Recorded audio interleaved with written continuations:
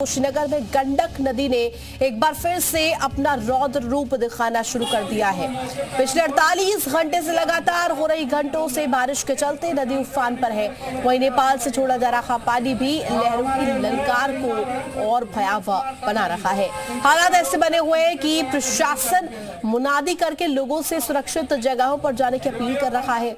वहीं पानी के प्रलय के चलते कई मुख्य मार्गों को भी बंद कर दिया गया है। साथ ही बिजली विभाग में पानी घुस जाने के चलते बिजली सप्लाई को भी बंद कर दिया गया। घर में बिजली गुल और बाहर सड़कों पर सैर करता पानी लोगों को दोनों ओर से परेशान कर रहा है।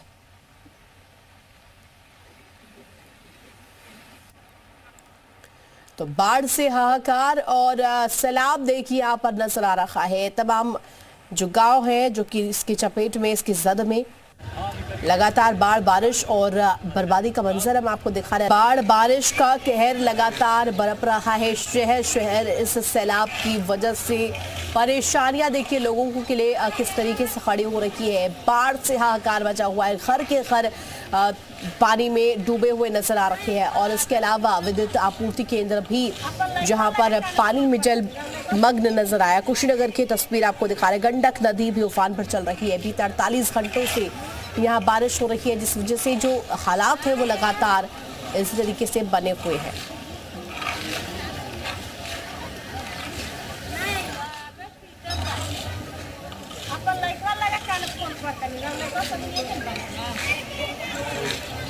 तो देखिए किस तरीके से बाढ़, बारिश और बर्बादी का मंजर नजर आ रहा है। 48 घंटे बीत चुके हैं, इसके बावजूद भी बारिश लगातार जारी है। मौसम की ये मार लोगों के लिए परेशानियां लेकर आई है और नदियों में उफान देखिए किस तरीके से नजर आ रहा है। और ये उफान पानी जो है कई गांव को अपनी चपेट में ले चुका है। कई गांव इसकी जद में है।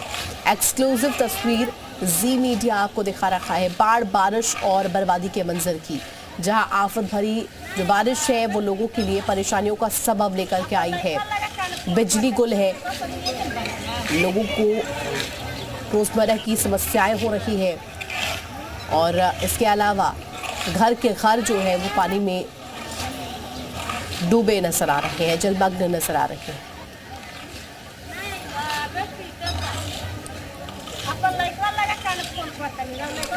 वही लगातार बारिश और भूस्खलन से नेपाल में भारी तबाही मची हुई है। 24 घंटे में बाढ़ और भूस्खलन से 90 लोगों की मौत हुई है और ये बताया जा रहा है कि 72 लापता अभी है। नेपाल में बाढ़ और सैलाब में फंसे 2860 लोगों को बचाया गया है। सबसे ज्यादा जान माल का नुकसान काठमांडू घाटी में हुआ है। काठमांडू में 34 लोगों की मौत हुई है, 21 लोग लापता बताए जा रहे हैं। त्रिभुवन राजमार्ग के जपले में भूस्खलन से 3 बसों में सवार 14 लोगों की मौत हो गई थी।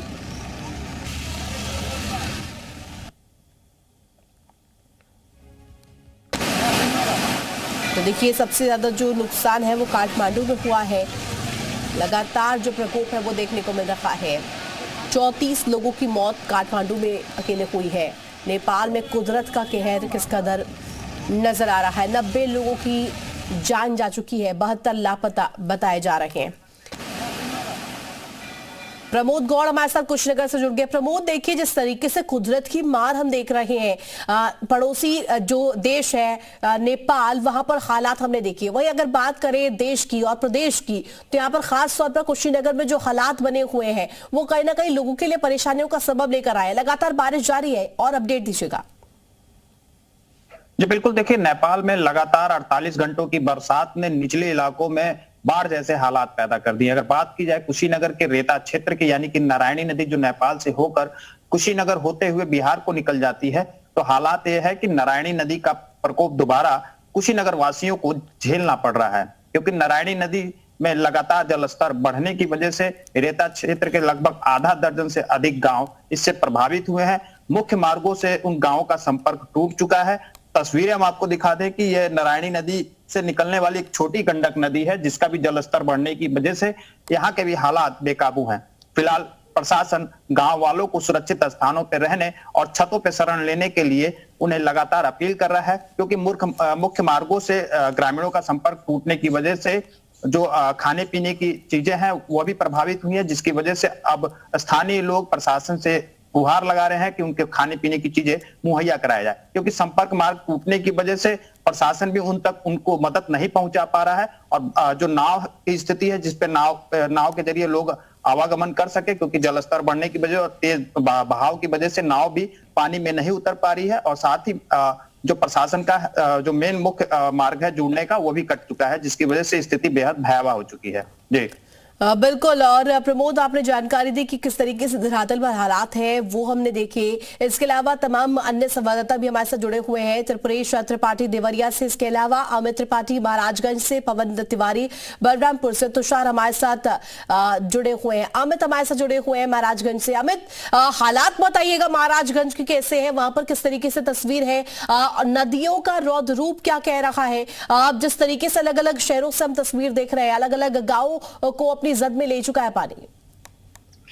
जी बिल्कुल, मैं आपको बता दूं कि बीते बृहस्पतिवार शाम से ही नेपाल में लगातार बारिश हो रही है और नेपाल में लगातार बारिश होने से जो नेपाल से निकलने वाली नदियां हैं वो खतरे के निशान से ऊपर चल रही है। आपको बता दें कि कल जो रोहिणी नदी हुआ, चाहे नारायणी नदी हुआ, चाहे महाव क्या नाला हुआ, सारी नदियां क्या खतरे के निशान से ऊपर चल रही है। आज पानी का जलस्तर कुछ कम हुआ है। इस वक्त हम रोहिणी नदी के करीब हैं और आप देख सकते हैं कि रोहिणी नदी जलस्तर कम हुआ है, लेकिन कल जो इसने विकराल रूप रखा था, और आप देख सकते हैं यहाँ पे जो झोपड़ी है वो झोपड़ी कटान में गिर गया था और यहाँ एक परिवार जो रहता था वो परिवार अभी बेघर हो गया था, और जिसकी यहाँ पर जिलाधिकारी और पुलिस अधीक्षक के द्वारा यहाँ पर निरीक्षण भी किया गया था। तो कह सकते हैं कि जो नेपाल में लगातार बारिश हो रही है उससे महाराजगंज जनपद में यहाँ पर बाढ़ जैसे हालात बन गए हैं। और सबसे ज्यादा स्थिति जो खराब है वो सौगी बरवा में खराब है। सौगी बरवा में एनडीआरएफ की टीम लगाई गई है, वहां पर गांव के अंदर पानी घुस गया है और लोग छतों पर अपना शरण ले रहे हैं। प्रशासन के द्वारा वहां पे एनडीआरएफ की टीम लगाई गई है, राहत और बचाव कार्य किया जा रहा है, लेकिन वहां की स्थिति लोगों की काफी दयनीय बनी हुई है। लोग अपने छतों पर वहां पर पानी कम होने का इंतजार कर रहे हैं, लेकिन जिस तरह नेपाल में लगातार बारिश हो रही है उससे वहां उन लोगों को काफी दिक्कतों का सामना करना पड़ा है। हमारे साथ कुछ ग्रामीण हैं, हम उनसे जानने की कोशिश करेंगे कि किस तरह की स्थिति बनी हुई है। आप बताइए, आप प्रधान है, किस तरह की स्थिति बनी हुई है यहाँ पर? ठीक ठाक बनी हुई है। अब तो जलस्तर काफी डाउन हो गया है, कम हो गया है। अच्छा, कल क्या स्थिति थी? ये जो क्या कटान हुआ तो बहुत तेजी से जो है यहाँ एकदम बिल्कुल उफान पे चल रही थी और काफी तेज गति से जो है पानी का बहाव था, इस वजह से काफी कटान हो गई है। आप लोग अलर्ट हैं? जी बिल्कुल एकदम अलर्ट है हम लोग। मान के चलिए यहाँ से सारी सामान व्यवस्थाएं हटा दी है, यहाँ से कर दिया गया है।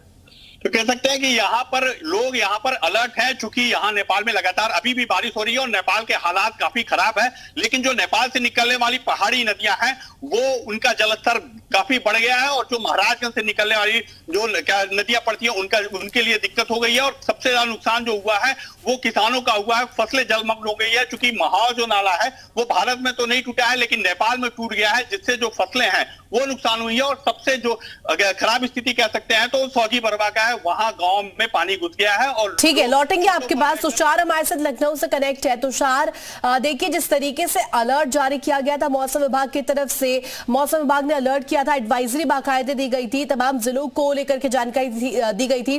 कुल 30 जिले जहां पर इस तरीके से जानकारी मिली थी कि भारी बारिश हो सकती है और हुआ भी वही। लखनऊ के हालात क्या नजर आ रहे हैं? बिल्कुल, देखिए लगातार 3 दिनों से यहाँ पर बारिश हो रही है और बारिश की वजह से कई जगहों पे जलभराव की स्थिति है। इसके अलावा जो बाढ़ प्रभावित क्षेत्र है वहाँ पर भी काफ़ी बाढ़ आया हुआ है। लाखों क्यूसेक नेपाल की तरफ से पानी छोड़ा गया है, जिसके बाद जो नेपाल के बॉर्डर के ज़िले हैं वहाँ पर बाढ़ जैसे हालात है। श्रावस्ती हो, सिद्धार्थनगर, महाराजगंज, कुशीनगर, तमाम ऐसे ज़िले हैं जहाँ पर भारी बाढ़ और जो पानी है उसने तबाही मचा रखी है। लखनऊ के भी हालात अगर देखें तो 3 दिनों से लगातार बारिश हो रही है। हालांकि बारिश बहुत तेज नहीं हो रही है लेकिन कंटिन्यूअसली बारिश होती जा रही है। इस वजह से जल भराव की स्थिति कुछ कुछ जगहों पर देखने को मिल रही है। इसको लेकर मुख्यमंत्री योगी आदित्यनाथ ने भी अधिकारियों को सख्त निर्देश जारी किया है। मुख्यमंत्री योगी आदित्यनाथ ने कहा है कि जो लोग बाढ़ प्रभावित हैं उनको तुरंत राहत पहुंचाई जाए, 24 घंटे के अंदर उनके पास राहत सामग्री पहुंचे और इसके अलावा खाद्य सामग्री की गुणवत्ता पर विशेष तौर पे ध्यान रखा जाए। जो लोग बाढ़ प्रभावित में बाढ़ों में फंसे हुए हैं उन तक तुरंत जो खाद्य सामग्री है वो पहुंचाई जाए। तुषार, आएंगे आपके पास वापस। पवन हमारे साथ कनेक्ट है बलरामपुर से, बलरामपुर की स्थिति भी जान लेते हैं पवन से। पवन, बताइएगा बलरामपुर में ग्राउंड जीरो पर क्या हालात नजर आ रहे हैं? जी बिल्कुल, जैसा कि गुरुवार देर रात से शुरू हुई बारिश के चलते बलरामपुर में लगभग तमाम क्षेत्रों में जलभराव की स्थिति हुई है।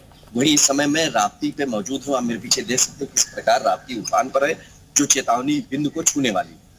वही आसपास के लगभग सैकड़ों गांव को बाढ़ की चिंता सता रही। हालांकि जिला प्रशासन ने एडवाइजरी जारी की है और बाढ़ से लेकर राहत के लिए तमाम तैयारी कर रही है। लेकिन बलरामपुर के जो पहाड़ी नाले हैं, चाहे हिंगहा नाला हो, झंझरा हो या ऐसे तमाम नाले हैं जो उफान पे चल रहे हैं, लगभग सैकड़ों गांव को बाढ़ का चिंता सता रहा है। बिल्कुल पवन, और हमारे साथ देवरिया से त्रिपुरेश भी जुड़े हुए हैं। त्रिपुरेश, देवरिया के क्या हालात है?